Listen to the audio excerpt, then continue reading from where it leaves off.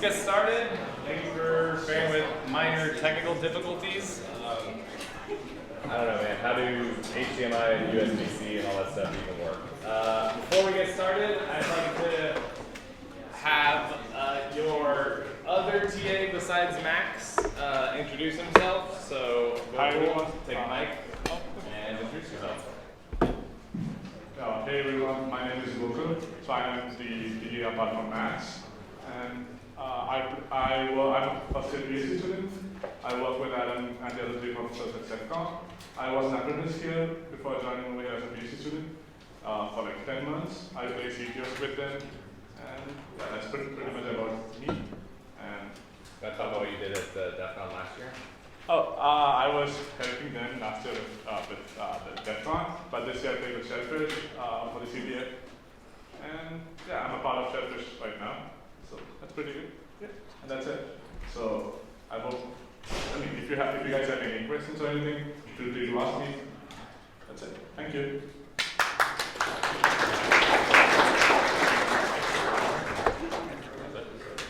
Cool. All right. There's, I think, 28 of you more than the last time we met on Thursday. So, yeah, lots of cool friends in this class. So let's get right into it. So we talked about on Thursday, we talked about what are the components of security. Can somebody help refresh our memory into when we think about security, what are the three components we think about? Yeah. Confidentiality. What does confidentiality mean? It means access, like control, equipment, and everything. Can somebody give me an example of something violating confidentiality? Let's go with that. Ooh, hands went down. Hands were up, hands went down. Yeah. Making public data accessible to people that don't need to know it. Right, so making data that should be private, public, and accessible to people that don't necessarily need to know it, which ties into the concept of access control. Cool, what are one of the other? Yeah. Availability. So what would be an example of a something that compromises the availability of a system? So say you're able to access the classroom with one of the blocks. Yeah, so not being able to access a resource like the classroom, so thinking more broadly rather than just computer systems. Cool. What's the third one? Went in a weird order, by the way. Yeah. Integrity. Integrity. So can you give us an example of something, an example that violates integrity?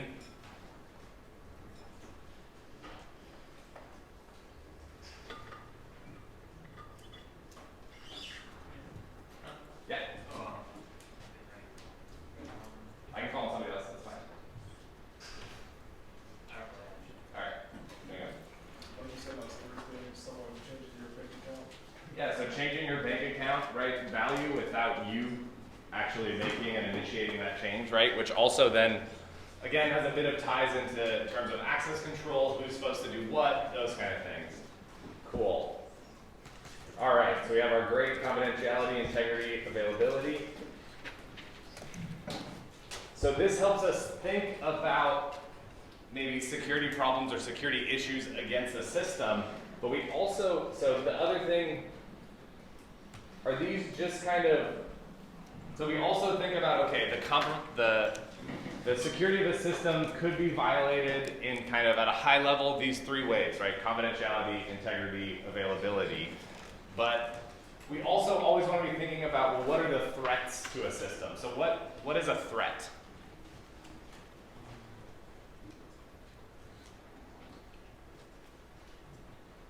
Yeah. Something that could potentially harm the system. Something that could potentially harm the system. Has it actually happened yet? You can follow on. No. No, maybe? Why no? Why was that a questioning no?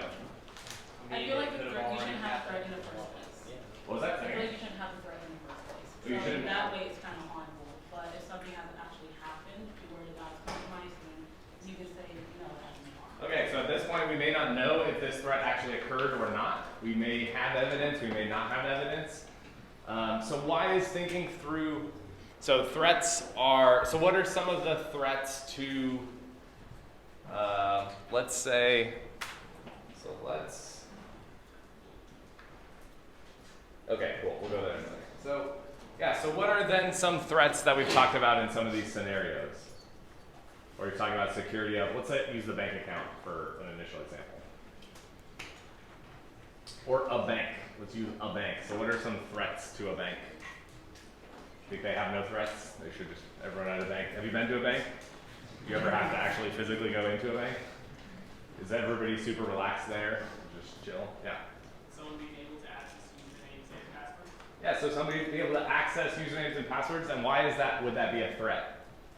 Using those usernames and passwords, you can get money. Yeah, so using those username and passwords, they could log on to the bank website as that user, impersonating them, essentially maybe transferring money. Yeah, all the way in the back. I'm not sure if this is a threat or something that, like having improperly trained staff. So it would be, yeah, a lot of this stuff, we're not here to kind of finely dice all of these things and have philosophical discussions of is it exactly a threat or something else, but the purpose is to get us thinking about that. So what things would you be worried about, like staff at a bank maybe making mistakes on? Like staff will be certification or as part of those having their screens visible. Yeah, so think about, have you ever driven past a bank? Have you tried looking into the windows of a bank from outside? Can you see the computer screens of the employees inside the bank? Have you ever thought about this? Apparently you're not malicious enough. I need to start getting you thinking like black hat hackers so you can think about these kind of things. So what could you do if you could see maybe the screen of a loan officer at a bank? What information might you be able to glean? Yeah. Bank account number. Bank account number, what else? Balances. Balances, Credit score. credit score, think deeper, what are some other stuff? Go on. Addresses. Social security number, somebody said that. I think it was over here somewhere. Addresses. Yeah, with that, you could actually maybe go to another bank and sign up for a loan in that person's name, right? And this is literally just from maybe parking your car outside the bank and just watching, right? Or maybe parking farther away, getting some binoculars so you could see. I've actually seen this at some businesses. It's insane. Now, every time you walk past a business, you'll look inside and you'll be able to see, can I see people's computer screens from where I am? Cool. So yeah, that's definitely a threat, right? And is it something that the organization, the bank, should care about? Why? Because that's part of their assets as their clientele. Yeah, so because it's going to essentially impact the security of their system, right? So it doesn't really matter that this is maybe negligence by an employee or something.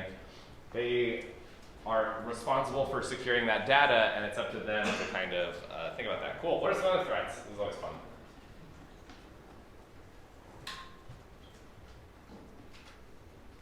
Yeah.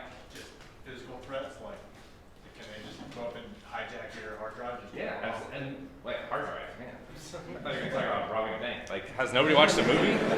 Like, this is the plot of many, many movies. It's physically robbing a bank, right? Taking money out of the vault.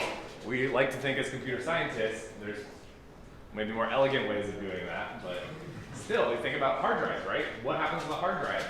If you think about threats, what if an employee says, this hard drive is junk, it's not working, and they just chuck it in the trash can, which then gets thrown into the dumpster out back. Does that have any security impact? Yes. Yes? How so? Somebody want to elaborate? Somebody said yes over here. I didn't see this. Okay, perfect. They can use some. I'm not electrical engineering, so I don't know, but they could check. Neither am I. They can check the physical hard drive for actual data and stuff, especially if it's not encrypted. Yeah, so the hard drive, maybe there's all kinds of crazy stuff you can do depending on how sophisticated you get. Maybe they just think the hard drive's broken, but it actually still works. Have you ever done this trick where you put a hard drive in a freezer to try to make it work again? No? Am I the only one? Okay.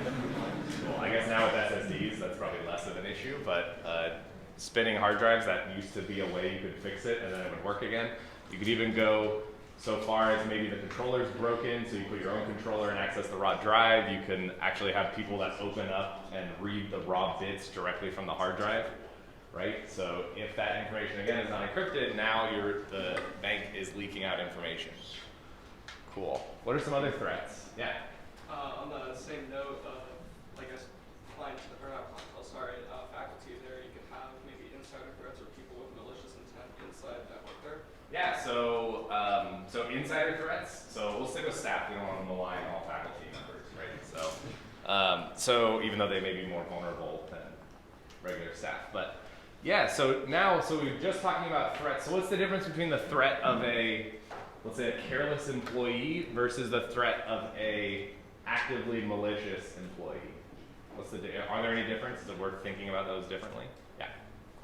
A inept employee is just an accident waiting to happen, where a malicious employee is going to act to see how it's going to be to cause harm. Right. So the careless employee, maybe we can put some procedures, and we'll talk about those kind of things in place to prevent them from doing those careless actions. Maybe we can train them because they're just not aware. Whereas a malicious employee may have knowledge of the system and take active actions against our system. So what would you do as a malicious employee of a bank? Yeah, since you came up with it.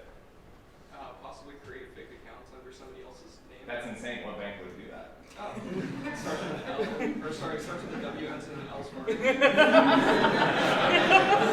Yeah, so creating fake accounts in people's names, that would be something that a malicious insider could do. What else? Yeah. Installing a keylogger. Installing a keylogger? So what's that? What does it do? It logs your keyboard keys so that you can steal all sorts of information, passwords, social security. Yeah, so you can install this on all the computers in there, so you could get, and then maybe, well, or what you could maybe do, install it onto your own computer. Usually employees don't have admin access to their machine. So then you call IT and you say, I'm having massive problems with my computer. They come in, they log in with their IT username and password, which now you've stolen because you have a keylogger running there. And then maybe that gives you access to other systems. So you can minimize your footprint of trying to put keyloggers on every single machine. Yeah?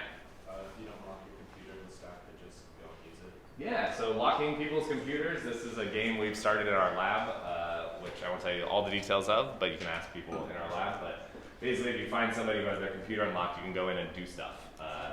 It actually escalated during my PhD to the point where people would like download shell scripts that would run every time the person would log in to try to like steal passwords. But at that point, we decided that was way too much. So we've reduced it so you can just prove that somebody had their computer unlocked by posting as them on like a Slack or email forum or social media, and that proves to everyone else that you had access to their machine and you promise not to do any additional damage. That is annoying. What are the threats to the bank? Yeah, more to it. Steal money from So steal money. So yeah, maybe a malicious employee could steal money from the bank or from a user, right? Transfer money. They say, well, yeah, the user came in and they asked me to pull out $1,000 in cash, and I gave it to them, but actually they put it in their back pocket. Yeah. Well, like a malicious employee can work with a malicious customer to like coordinate something, so it's legit. Right. So yeah, you could have people actually working together. Does it make sense to think about those threats differently? Like the one malicious employee versus maybe an employee that's even hired by a malicious customer? We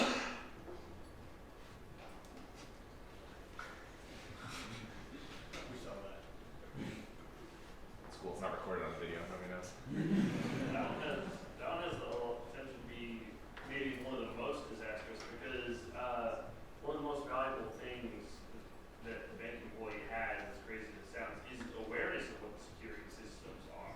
And the information on what those security systems are and therefore how they can possibly bypass them could be given to outside agencies. And that's actually, not only is that really dangerous because then it gives the power to bypass and cause damage there, but it's hard to track because they just pay the bank employee some amount of cash that's relatively untraceable, and you never know what's happening. That's probably actually one of the biggest threats we can face. Yeah. So then it's important, right, to be thinking about actually all these cases differently, right? So if we're going to try to prevent threats from a careless employee, that may cause us to do a certain number of things versus a malicious or insider threat, an employee that turns bad, versus an employee that turns bad because they're working with an outside criminal organization that's trying to get inside our systems, right? So thinking about those different things is really important. So let's see. So we want to think about kind of all these things. There's in the book, there's like a lot of, basically these are kind of categories to try to think about some different types of threats. But all the things we're throwing out, all the things we're talking about are definitely threats that need to be considered. And so when we think about, so what would be an example of deception, let's say, in what we talked about in our bank example? Yeah. Phishing someone's email, so somebody maybe outside the organization sending an email to one of the employees. They click on that link, it brings them to the what looks to be the internal employee login system.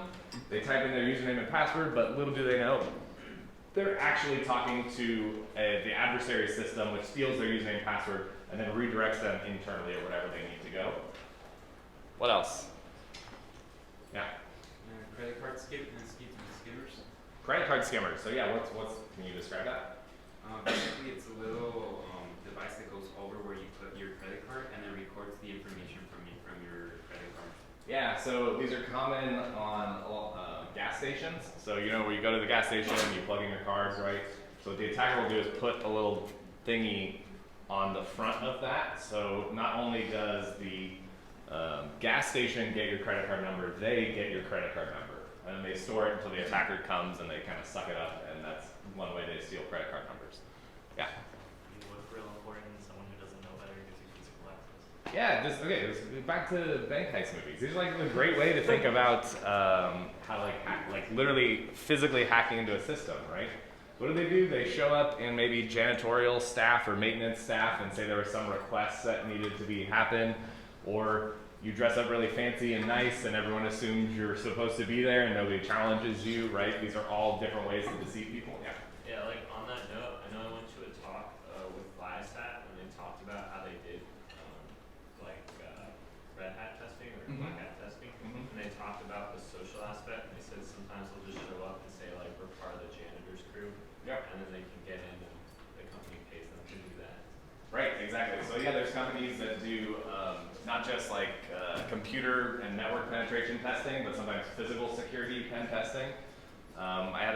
Went to a talk similarly by somebody who worked at Early Warning, and he was talking about what he used to do to get, so their goal was to get to like floor 20 of some building.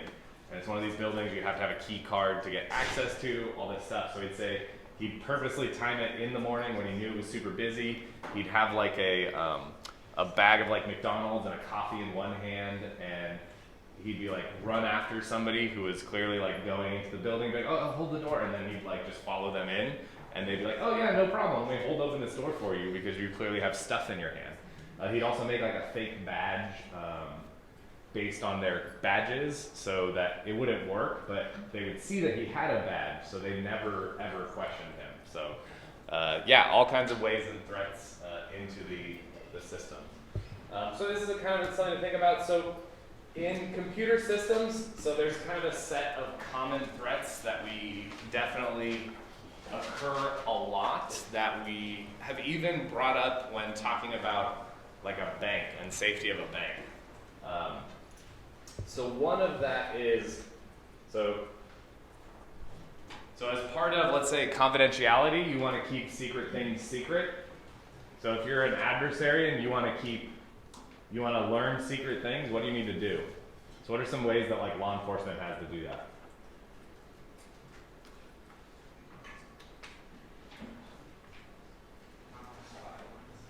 Was it? Convince someone on the inside to help you. Okay, convince someone on the inside, so try to flip someone. That's a little difficult, but yes, doable. What else? Yeah. Just social engineering type stuff. Social engineering in what way? So what are you trying to do? Appeal like, it's sort of more of a deception, but it's more of like appealing that it's in their best interest to help you or to. Okay. All right, social engineer person. What else? Yeah. You can straight up like backdoor their phone. What was that? You can just straight up backdoor their phone. Yeah, or wiretap their phone. I mean, it used to be like physical days. You'd have somebody physically tap into the wire of their phone system so you can listen to all their conversations, right? What are some ways we can do that on computer systems? So one would maybe be in the phone. There's companies that sell software that if you download it to somebody's phone, it gives a remote party access to all of your text messages, voice calls, everything. What other ways? Yeah. Brute force it. Brute force what? Like username, password. They like reveal too much. So their password, maybe you'd be able to brute force, let's say their phone password, so you can get into their phone and look at stuff. Yeah. You could find, a lot of people use similar things for the passwords, so you could, again, social engineering, find those common things like, birthday, mother's name, something like that. Yeah, you could use that. Actually, that's a great point. You could use that in terms of, anybody ever forget their password on a website? No, we have a lot of geniuses here that never forget passwords. They raise their hands. Yeah, so how do you get access to the site? Yeah. Man in the middle attack. Wait, No, I'm talking about you are a legitimate owner of this account. You are locked out of this account. How do you get access? I hope you don't resort to that. Forget password. Yes, forget password, and then what does it do? Yes. Usually security questions. Security questions that ask you what kinds of things. Mother's maiden name? What was it? What city were you born in? What city were you born in? Favorite pet? First pet? Favorite sports team? Your first best friend. The name of your childhood best friend? Yeah. Are these secret bits of information that you've never told anyone in your life? No? Is that data maybe out there or easy to get? So if you wanted to get access to somebody's site, maybe that's how, or some account, maybe that's how you go about it? Cool. What about, is anyone connected to the ASU guest Wi-Fi? Yes? Occasionally? Yeah, that's fine. You can admit it. That's the unsecured one, right? Yeah, so what's the difference between secured Wi-Fi and unsecured Wi-Fi? Don't say security. What was it? The encryption. Yeah, so encryption, right? What does that mean? I mean, yeah. So like usually on an unsecured one, you send the message. Say louder, sorry. Usually on like an unsecured one, you can like select the packet and see what people are going to. Yeah, so if you're on an unsecured Wi-Fi, like at Starbucks or wherever, or your local favorite coffee shop, because we love Starbucks here. If they're ever listening, we love Starbucks. So if you're on an open Wi-Fi, literally anybody with a Wi-Fi radio can see exactly what you're sending. So they can look at all the packets you're sending.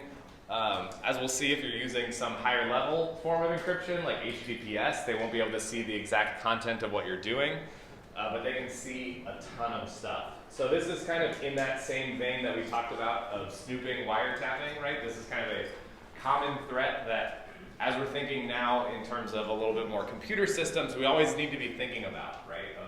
Is this data supposed to be confidential? How can somebody get access to this? Does anybody remember one of the revelations that Edward Snowden brought out from the NSA? There was a lot. Specifically, Google thought, so everybody know, well, do you have a vague idea of how Google works on the inside? They have data centers with like thousands and thousands of servers and machines, right? And they do have one data center.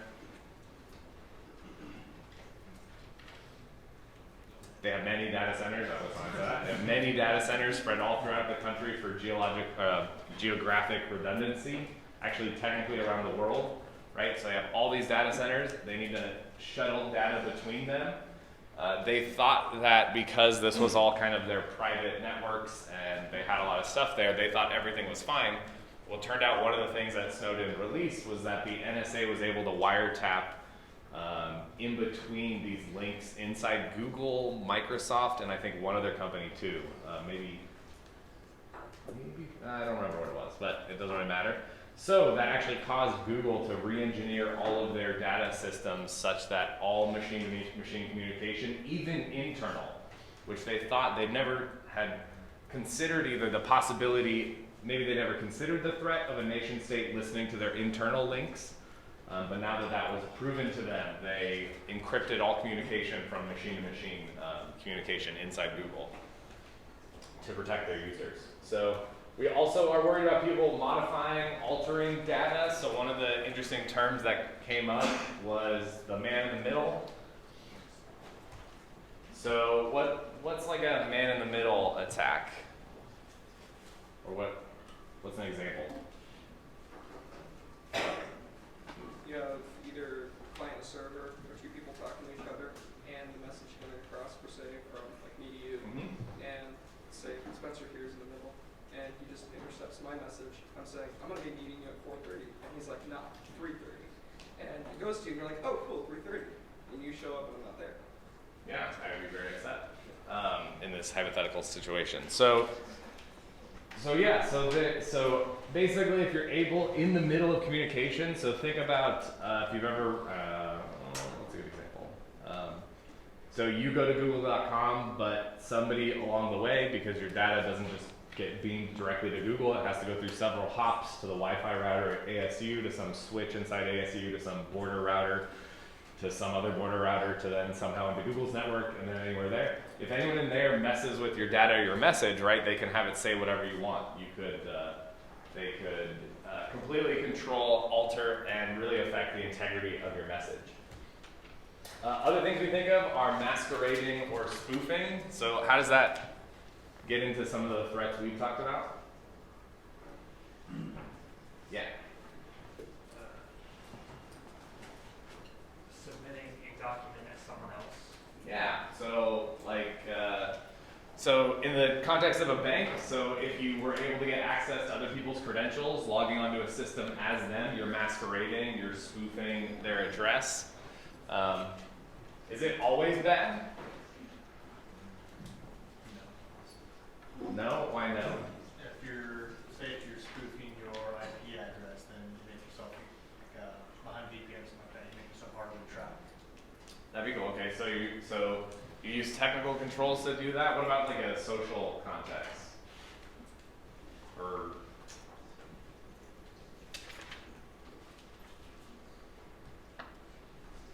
yeah. Talk about anonymity. Maybe I don't know. Why don't you talk and maybe I'll say it. That's what I heard. I mean, just like staying anonymous on the internet, you know, so that way people can't track you and what you're doing all the time. Like Google's selling your information. Maybe you don't want that, so you just, you know, take countermeasures so that your IP address is different, all your data is secure. Okay, cool. So yeah, thinking about this in terms of anonymity in the sense that you're not necessarily masquerading as another person, but you're masquerading or spoofing as several different people. So in that way, with a large number of N, or you appear as a different person every time, you're actually limiting the amount of information you're giving to this service or other people. Yeah, wait, let's think for a minute. This is actually a good thing. So let's think about Michael Crow, right? He's the president of ASU. Have you ever received an email from Michael Crow? Yes. I think yes, all of you. Do you think he wrote that email and sent it to you? But it comes from him. So is somebody spoofing and masquerading as Michael Crow? Should we go tell him that his security has been compromised? People are sending welcome to ASU emails as Michael Crow?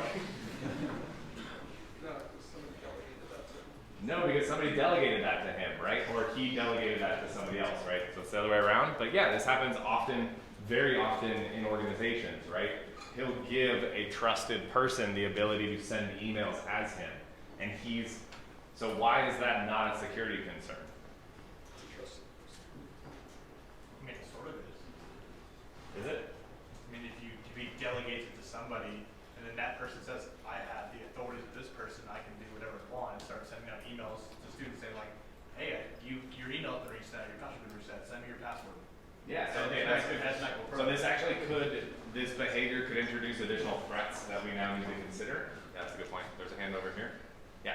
I heard you on Marketplace last night talking about spoofing color ID. Yes. So so related in a sense of like spoofing emails, spoofing phone numbers. So yeah, in all these contexts, right, there are cases where it's actually useful, right? So similar to phone numbers, when a company calls you, every person in the company probably has a different phone number, but outgoing calls, they want to go to a certain phone number internally. So they'll often spoof their phone numbers to a number that they control, but that's not the exact phone that made the connection. So in all these cases, right, I wouldn't say that the fact that somebody can send email as Crow is a security vulnerability, because it hasn't really violated confidentiality, integrity, or availability, because he has chosen to give that to a person, right? If I'm that person and I somehow have the ability to send email as Michael Crow, but he never authorized me to do that, then that would be a clear security violation, right? But it does change, and we need to think about threats, new threats that this behavior introduces. So this is just to get you thinking that it's very easy to think about like, oh, masquerading or spoofing or sending an email as another person. That's clearly always a bad thing. That's not necessarily the case. You have to really understand the context surrounding what's going on here. Cool. Repudiation, what does that mean?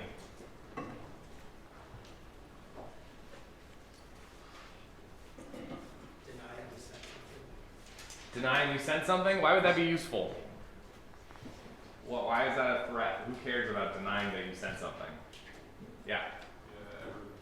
If anyone ever sends an email that they either need to send to a single target or you accidentally hit send all content. So, okay, maybe you are replying all to an email that you meant to make a private comment to somebody else? Yeah. Or like, for the bank example, if you make a purchase and said that wasn't me. Yeah, so the bank example, or other aspect of banking, right? Let's say you tell your stockbroker you want to buy $1 million worth of shares of company X, and then they do that, and then an hour later the stock drops by 25%, and you go, why the heck did you buy this? I didn't authorize you to buy this. They said, well, we got this email from you, and then you say, well, I never sent that email. So the ability, so common threats would be the ability to, well, what you want here is non-repudiation. So you want a mechanism, maybe cryptographically, where you can say, actually, no, this was you. You did tell us to buy this. So you think about those kind of things. Other things, denial of receipt. So denying that you've ever received something. So kind of the reverse in a little bit of repudiation. Delaying things, denial of service, all kinds of common threats. So how do we defend against threats? Do we care about defending against threats? No, we'll just get back and relax. Cool. I guess part of it is you have to take the mindset of what threats there are. So you need to know what threats there are, right? How can you defend against something you have no idea if it's possible? Right? So that's actually a key aspect of securing a system and analyzing the security of a system is thinking through what are all the possible threats. This is why I've been trying to, it's only been 2 classes, but I've been trying to get you to put on that adversarial black hat so you can, this hacker mindset, so you can look at something and think, what are all the different ways I could break this or make it do something bad? Yeah? Authentication and authorization. Authenticate, so we may want to think about, so can you talk about those a little bit? So like authenticate that the username and password is actually correct, and then see if it's actually authorized to get the information that you actually want. Perfect. So we may, if we think we're an organization or we're securing a system, right, we may want to ask, well, okay, if we're worried about threats of impersonation or masquerading or spoofing, we want to ask, okay, how are we authenticating that people are who they say they are, right? As we talked about, if everyone in our system's password is password, it's probably highly likely that people can spoof other people. Yeah, that's great. Yes? Just hiring enough manpower to deal with it. Like you've seen recently how a lot of companies are trying to increase how many cybersecurity people they have, like Facebook is a big one, I think. Yeah, so this is a really interesting kind of meta point almost, right? Of how do we defend against threats? Well, we may think about things in terms of technology, right? Maybe we need to analyze the technical controls and systems we have. Maybe we need to ask ourselves, well, how many people do we have to actually do something about this? Yeah, that's a great point. Yep. So we may want to look at ways of either, let's say, completely eliminating threats by reducing ways that we could be vulnerable. Yeah, I mean, well, you could think of if we're worried, one of the threats we're super worried about is people hacking into our external login system for employees. What if we disabled that and made it only through internal, right? Then we've maybe removed one avenue. We can't just say everything's secure and put up our hands and say we're done, but at least now we can think through, okay, what does that mean that now only inside the company we can access this page or something? Yeah. Security training for all employees. Mm-hmm. So we may institute some kind of policies, right? So we may say, okay, as a company, we are mandating that all employees do, let's say, security training. Is anybody an ASU employee? Does ASU do this? What do they do? So ASU has 2-factor authentication. Is that for students too? Yes. Cool. So what's that trying to help, or what kind of threat is that preventing? Yeah. If someone gets one of your devices, you need both of them to get in. So. Yeah. So if somebody okay, here's a great example. How many professors have you seen come into a computer that they have no idea of the security on and log into it with their ASU username and password? If you didn't have 2-factor authentication, what does it take to change grades in a course? the username and password of the instructor, right? You can even go back and retroactively change grades and do stuff. So it's almost insane that you can just go to a computer, right? So we talked about keyloggers. How do I know that anybody hasn't installed a keylogger on this machine here in the classroom? I don't, right? I mean, so that is a threat that the university is concerned about. And so, and this is what we'll talk about in a bit of policies and mechanisms. But so the university has instituted a technical mechanism, which means that when I log on to my ASU, I need my username, my password, and I need access to my phone, which has that, which either the Duo pushes an alert to that I have to approve on my phone, or it has a code that's auto-changing. So we'll get into all this different types of authentication, but here I need two things. I need my password to log into my account, and I need access to a device like my phone. Do you think it's a pain in the butt? Yes. Yeah. Okay. Hopefully, I would never think to change your mind. I would just, hopefully by the end of this course, you'll at least appreciate the security benefits of this. I think of it similarly, you know, like, does it suck to lose your keys and get locked out of your apartment or your house? Yes, it sucks a lot. I've done that a lot. But also, would you rather have no locks on your house? So, you know, again, that's kind of a, yeah. I've heard of this, like, there's a system called mitigation that I've seen used at a lot of companies. I don't quite understand how that's, like, providing any additional value, because generally the YubiKey is kept plugged into the computer at all times. So how does that provide any additional security? Right, so a YubiKey is a little, does anybody have one? And I can show it. Okay, cool. So a YubiKey is a little device that, similar, anybody use like Google Authenticator or one of these other apps? So essentially the way these work is the server and in this case, the physical device share a secret. And based on that secret, every, I think, 30 seconds or every minute or whatever, it generates a new random number. And the idea is cryptographically, if you steal one of these numbers, you can't predict what the next number is going to be. And so this way you have to be physically, like, or at least I'm thinking about the YubiKeys that show numbers that change on it. I think there's other ones that plug in, which is a similar concept. It's just like a USB and you never remove it from the computer. Right, so the idea is not really that you break into that computer, right? So the threat is if I break into your computer that has the YubiKey installed, I can do whatever I want. I see. But the threat that combats is if you are tricked into divulging your password to some other website, an attacker can't get access because they don't have physical access to that machine right there. Yeah. Cool. So, yeah.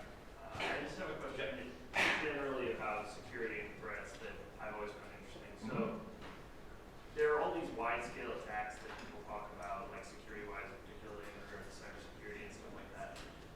But then I also hear people argue that from like unless you have like actually access to enough security yourself to like a lot of higher power technology to really secure things, realistically there's not a lot you can do to affect your own security, and your main form of security is security by being massive people. So the likelihood of you being hit is low. Right. Is there truth to that, or is there a lot more value in upping your like aside from basic things like don't use the same password for everything? Is there really much that the average person can do against those type of large-scale threats? So I think it's important, and that's actually why we're talking about threats, right? So you can consider, so think about an organization like Google, right? Are they concerned with some person who just wants to like break into the Google website and deface it for fun, right? That's one threat with one set of capabilities versus a nation state level that wants to hack into Google to get access to Gmail to look for dissident emails and all this kind of stuff, right? So the level of sophistication there of your adversary is much, much, much larger. So yeah, I think that makes sense even when thinking about personal security, right? Or your not physical security, but your personal cybersecurity. What threats are you worried about? And one of the things that we'll talk about is probability of threats, right? So you could be worried about, I don't know, the probability of a threat of an alien coming with advanced technology and hacking into your systems, but the probability of that is vanishingly low, so you probably shouldn't worry about that. But if you're in a job or a position or whatever where you might be a target, let's say, and this has happened in the past, like you own Bitcoin, right? You own $10 million of Bitcoin. You should probably step and your game up a bit, right? Because you may be targeted more than the normal person. So I think it's both, right? You have to consider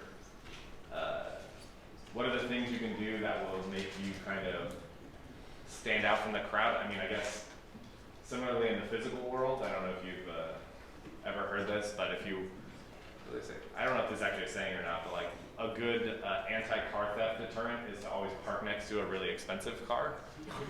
So if somebody's trying to decide which car to break into, they'll choose the other car.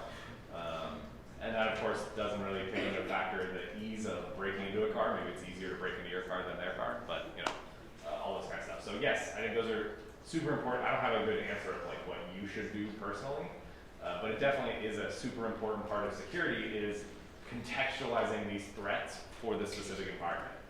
Like I would probably not recommend anybody here think on the level of a Google in terms of personally what do I need to do.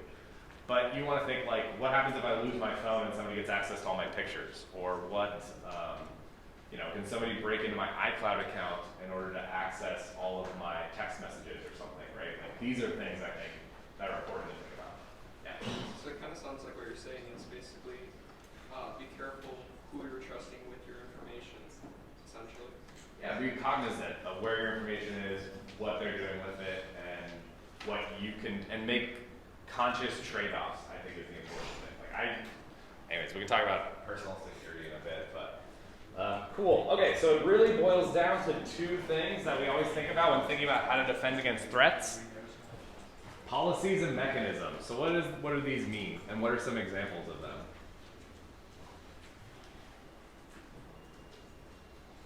Yeah. Well, I guess one of the policies would be having rules for password length and what they must include. Yeah, so policy could be, exactly, so having rules for passwords, minimum lengths, right? We can make sure that people don't have common passwords like password as their password.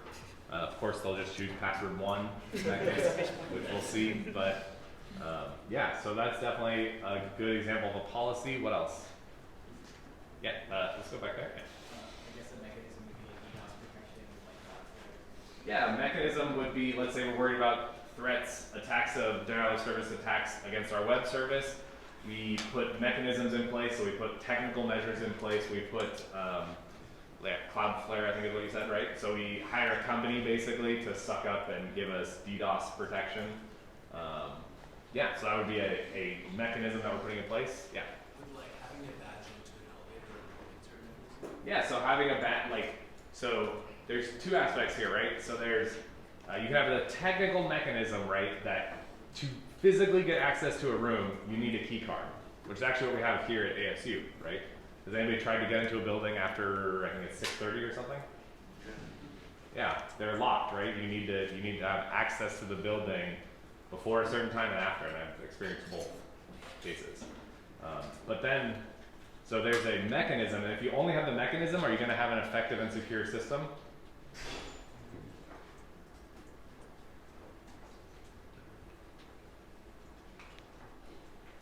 Yeah. You need also a policy that you can't badge in other people. Yeah, so you need the policy, right, that states that if you think about a company, right, every employee has to badge in is usually the way that policy goes. So it's crazy because you have to fight this like human urge to be nice and like let people into a door, right? You're supposed to check that everyone badges themselves in so that if they don't have access, they'll get denied, right? You'd have other policies. So I worked at during undergrad, I worked at AT&T Government Solutions. They had a secure facility, but I was in like the unclassified thing.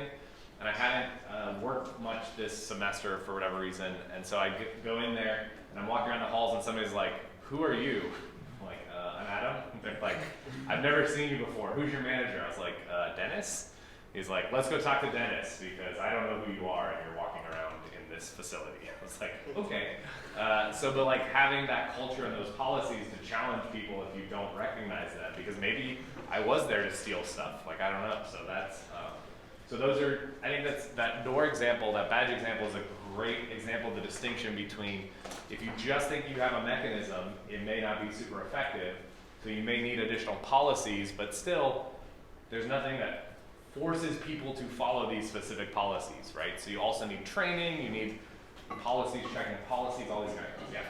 Yeah, but then you can go over the top with a mechanism. You could go to a mechanism that's so extreme you don't get a policy, but then it causes other inconveniences. Like you could have an airlock door that has scanners in it that only lets one person through, and then once it scans to make sure there's one person, then you have to go out the other end of the airlock. You could go crazy with it, but then you're causing massive inconveniences, and there are programming equivalents to it where you cause accessibility problems, things like that. Yeah, this is a great example. So, you know, if you ask me, can I build you a very secure computer? I would say, sure, I can definitely do this, right? I can take a computer, put it in a secure facility, let's say like Fort Knox, where they keep a bunch of, the US government keeps a bunch of gold.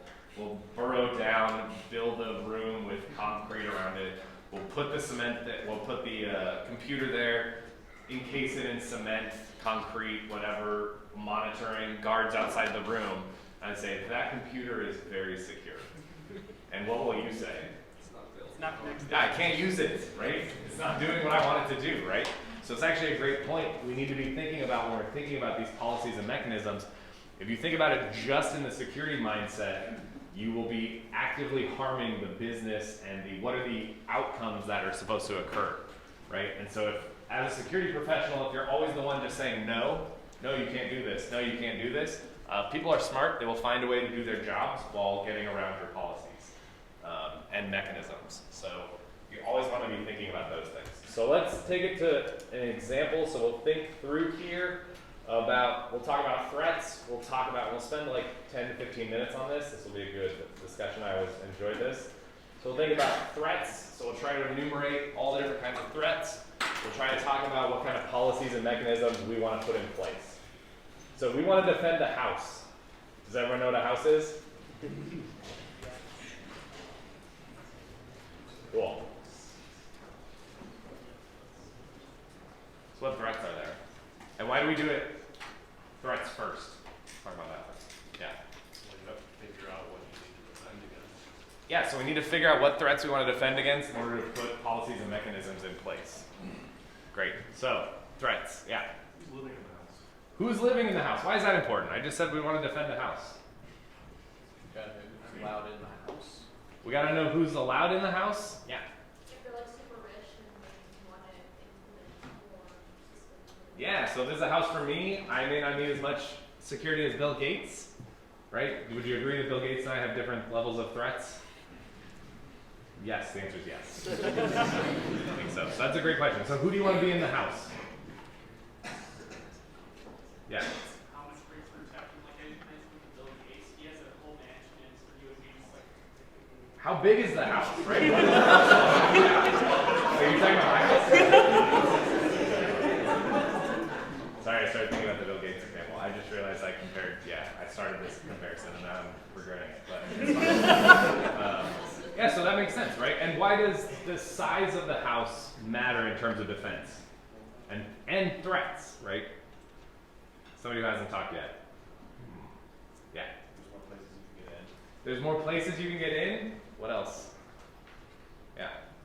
How many houses nearby you can affect? How many houses nearby? Why does the relation of this house to other houses matter? Yeah. If someone has a really tall house next to you, they could jump off that house into your house. Yeah. So you need the geographic landscape of this house, right? In relation to other houses actually matters a lot, right? Other things is it like Bill Gates has a house on I think it's on the Puget Sound, or maybe it's a lake or something.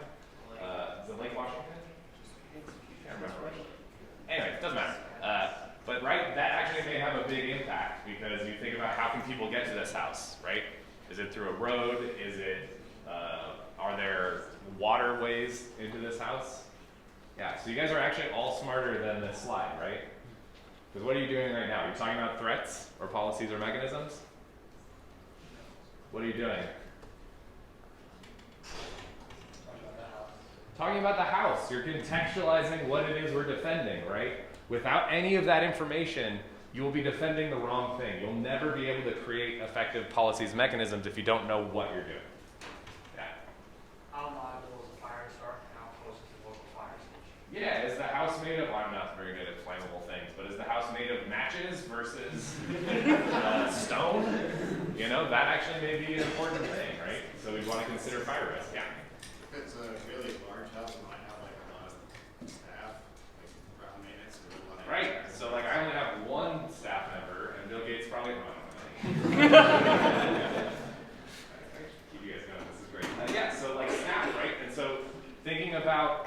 Do we need to think about, we talk about access, who has access to the house, these kind of things. Do we just need to secure one person? Are they married? Do they have kids? What's the size of this household?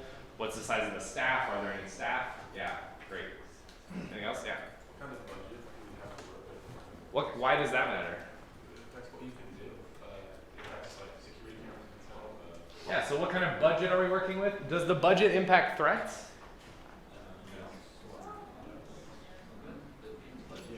Not direct, when you have that much capital, kind of more likely to get robbed. Yeah, so it depends on what budget we're talking about. Let's just say it's our budget of how much we have to secure this house. Does that affect the threats that we'll see? Yeah. Or that we should be considering? So like if you go IoT and Internet of Things, any like super secure like digital stuff, that may make it easy for some person to digitally go into the house versus like breaking in. Okay, interesting. So we may need actually, when thinking about what kind of mechanisms we put in place, that may impact. Like if we think about our budget, how much budget we have, all the mechanisms we introduce would then impact, and we need to think about the threats against there. Yeah. Well, on the other side, if you have like top-notch security, people would be deterred from going against you with certain threats. Interesting. So yes, I think these are all, yes, I would say in general, when you're thinking about threats and like threat modeling, you want to consider all threats to start. Right? And then you can say, okay, given our budget and what we think the probability of these threats are, what can we actually address, right? These are kind of important things that come up. But yeah, that's great. Anything else? Yeah. When you say like defend the house, what exactly? Like people inside it or the items? Yeah, what are we defending, right? 'Cause, I mean, exactly, is it the people? Is it the house? Is it the valuables inside the house? Right? What are all these things that we're defending? That's a great question. Yeah. Who are we defending against? Are we defending against like average hooligans or like the lockheed lawyer? Right? Yeah. So who are we defending against? Right? This gets into threats a little bit. So we start thinking, okay, if we know more about this house, what else? Yeah. Give your hand up. No. Yeah. Do you want to answer? It's okay. Cool. So, so somebody, yeah. What if it's just the house we're protecting, nothing else? Just the house.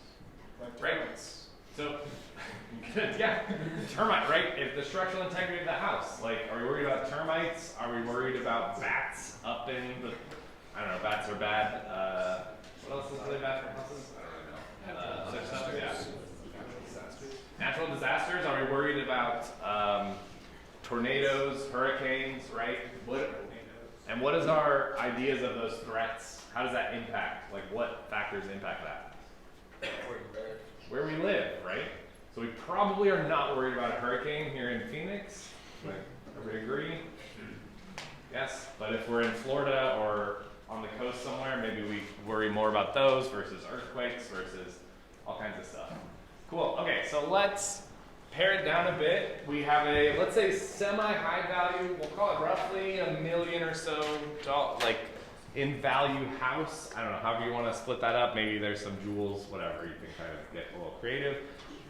It's a house in Phoenix. It's, I don't know, like a 3-bedroom house in a neighborhood, let's say. I don't know. You guys could tell me what the house is. I will stop there. So let's think of threats. So then what threats does this house? And we want to defend against, let's say, damage to the house, damage to the people, I mean, the things that you would expect of if you hired me to defend, secure your house, or defend the house, right? Yeah? Okay, when you say damage to the house, you mean like external? Or like internal? Because external is like much different. Yeah, that's interesting. I don't know. Let's ignore that for now. Right, it's like easily like open, like windows. Yeah, so a threat would be, so let's say, we can get kind of in depth. You can talk about threat actors, like who are we concerned about, but one threat, let's say a concrete threat would be people breaking in through a window, right? So how do they do that? So you got a specific example. Right, so I said the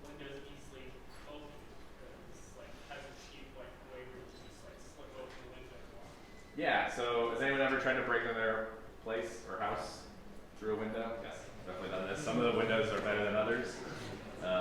So yeah, so how good is the lock? Like, so a threat would be somebody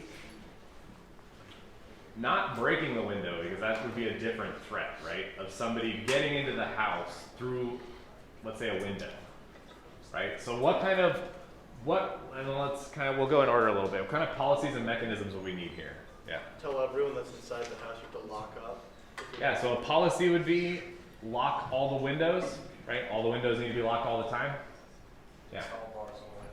Install bars on the windows. Yeah, these are all options. No judgments. Yeah. No windows. No windows. Design the house so that it doesn't have windows. Yeah.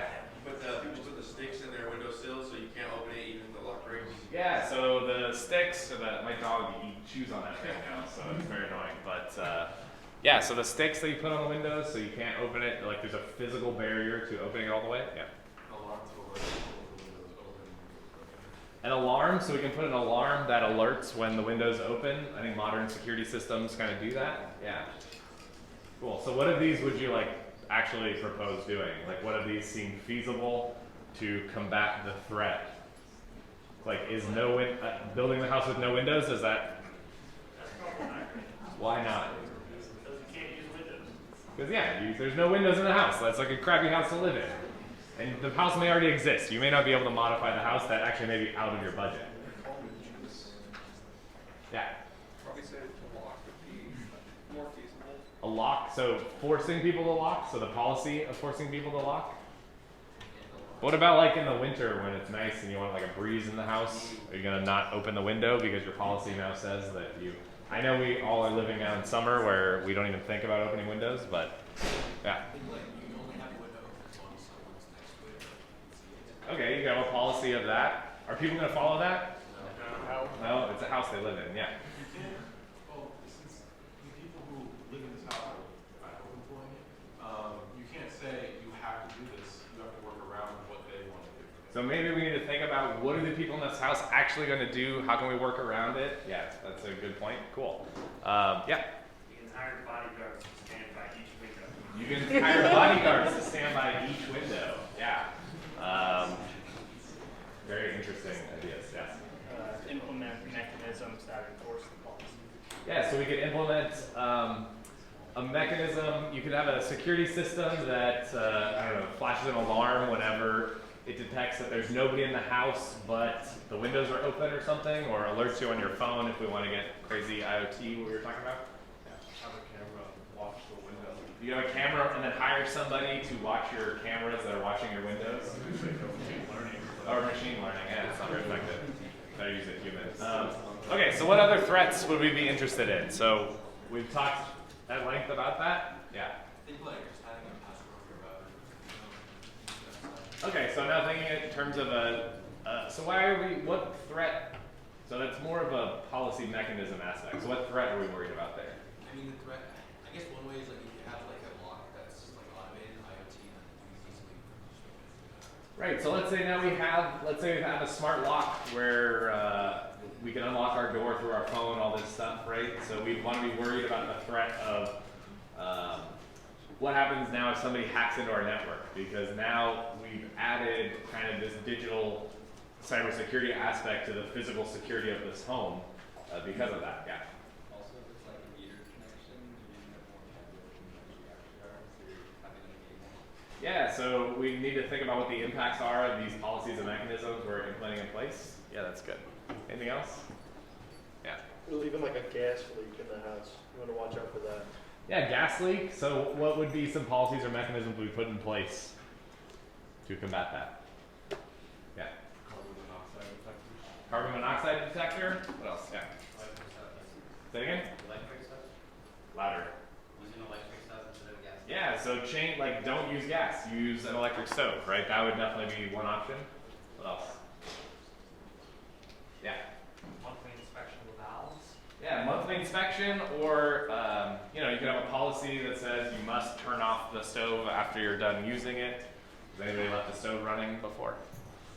So you understand how effective policies can be? Yeah. I think part of the policy should be also how you recover from things that you didn't have originally a policy for. So it's just how you bounce back from that, because that would be more important, because if you handle it chaotically, then it's not going to go well. Yeah, so this is an interesting point that kind of points to the future. We'll definitely talk about kind of a cycle of what you do in an actual organization. So thinking through what happens, yeah, somebody said something interesting. Telling him about that. I would assume like have an insurance policy. Yeah, so have an insurance policy. Why is an insurance policy important? Yeah. Helps you recover stuff you lost. Yeah, so we'd actually maybe think about the threat would be what is something that we haven't thought about occurring, and how can we recover from that? And so buying insurance actually gives us some level of security or assurance that we will be covered in case there's some crazy thing that we didn't count on happening. Cool. Okay, so this is one of my favorite examples. Okay, so very quickly, this is kind of the things we've been talking about, right? When we think about security policies, they should really try to be all in terms of threats, right? So we want to prevent threats. So this was the great idea of removing all the windows on a house. Have you prevented the threat of somebody coming in through the window? Yes, 100% prevented it. It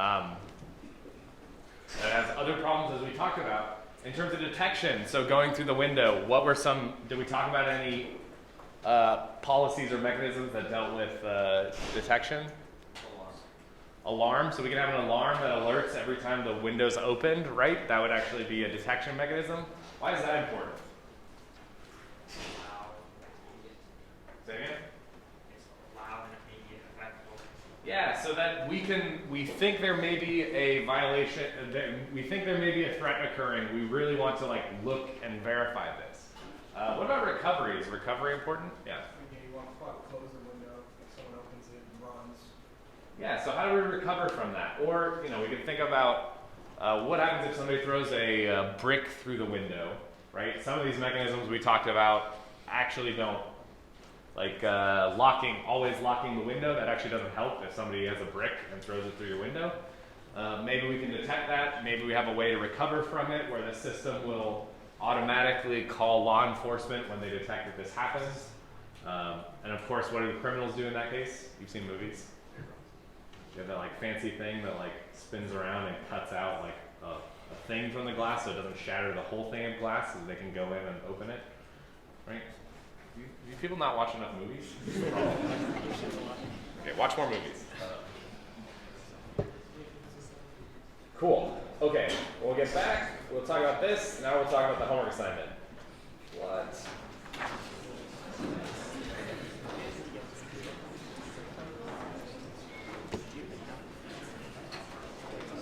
Okay. So,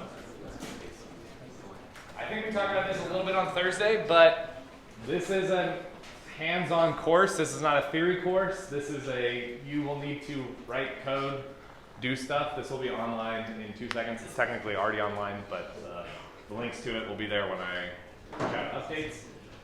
So that being said, it's happened in the past where people's coding skills aren't up to where they should be at this point. This is not as difficult as 340. I've taught that in the past, but it's not an easy course, if that makes sense. I don't know. It's hard for me to gauge how difficult things are. So I would say start this early. Use this as a self-check. This is not meant to be an insanely difficult assignment. It's supposed to get you, and everyone can get at least 5% on this assignment. It's incredibly easy. Sign up for the course with Piazza. Boom. You can all do it. Some of you have already done it.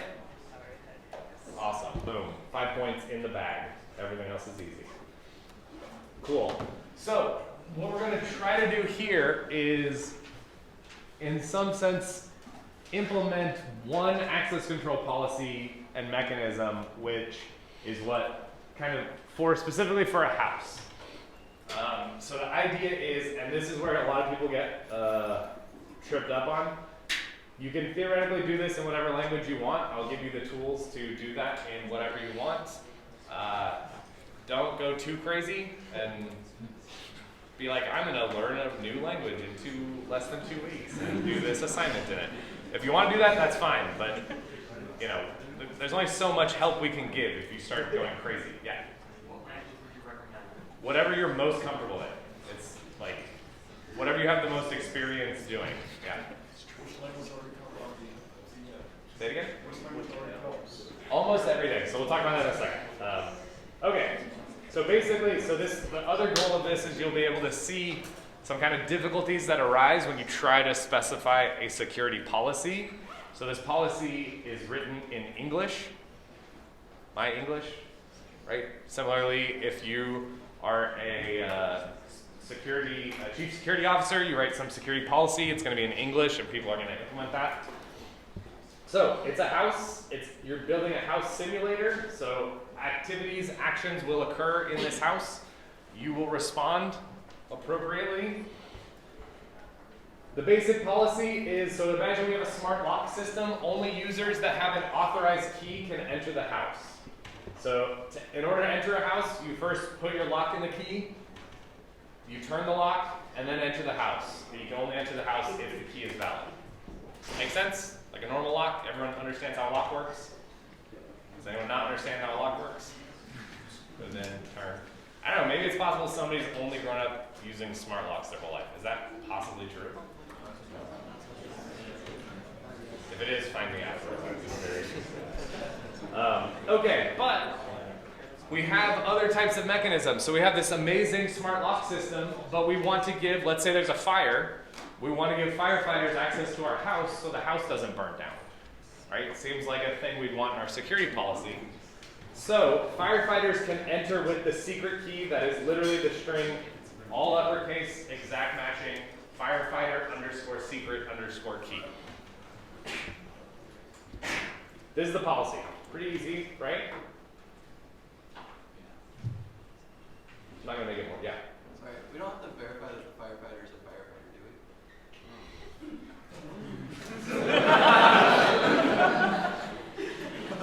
we? Good question. Hold that thought as we go through.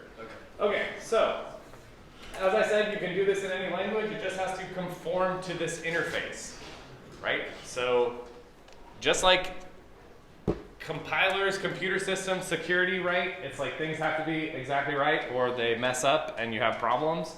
So the input and output is exactly specified here. If your code does not match it, this isn't it's kind of close, like something is kind of secure. It either passes or it doesn't pass.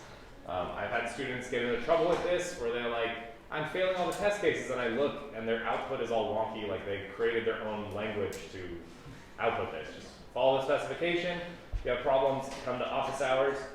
Pretty easy. So command line interface. I'll probably post GoCool's here, right? I think you had to leave for a class. Yes, you're here. Okay, remind me, I'll add more links here to like how to get command line arguments for different languages. And so basically, you run this program, secure house, you specify an owner name, you specify 1 to n number of keys on the command line, and those are the valid keys. Everything is all inputs to the program, so you don't have to worry about parsing. This isn't like a complicated thing. It's all lowercase letters A through Z, uppercase letters A through Z, 0 through 9, or dashes. That's it. That's all you have to do. Oh, and underscore. If you want it, yeah. Alphanumeric _ dash. Everyone know what that is? All matching is case sensitive. What does that mean? Capital letters matter. Yeah, capital letters matter, case matters. Cool. All right, input will be given to your program as a series of new lines. Fed to your program will read in each new line and respond appropriately. So for instance, one possible input would be insert space key space username and then key. So insert key, Adam, and the name of the key. The response should be key inserted by Adam. So this would be key foo inserted by Adam.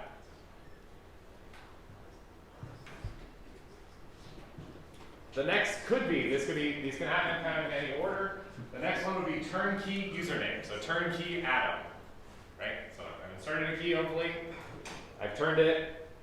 So the semantics here, and the idea here is this username turns the key in the door. There's two possible options, right? Success. The username Adam turns key.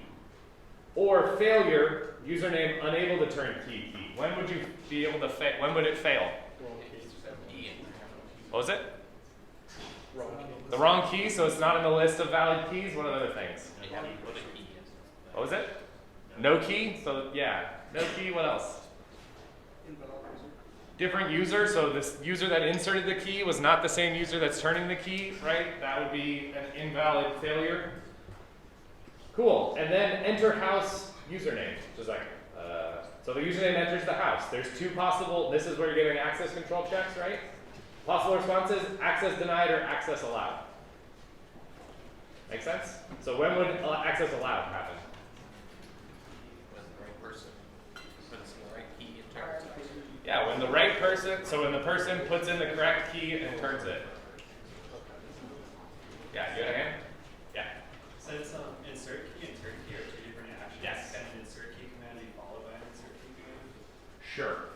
Yeah. Yes. You should handle that in the way that makes sense with a key. Yeah. Or with a, there's no take out key, so you should, if you're inserting something, you have to take the other one out, right? Yeah. Once the door is unlocked, does it need to stay unlocked until told to be locked, or does it immediately relock back? Immediately relocks. Okay. So yeah, so then these are the only key-based actions. Insert key, turn key, enter house.